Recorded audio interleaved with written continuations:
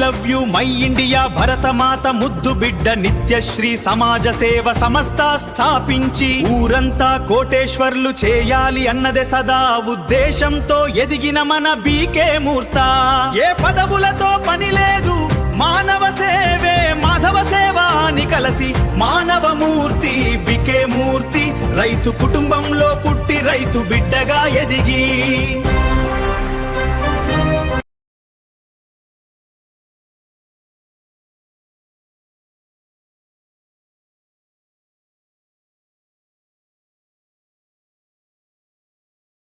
ఆర్థిక స్వాతంత్ర్యం కోసం ప్రతి ఇంటికి ఈ శుభవార్త.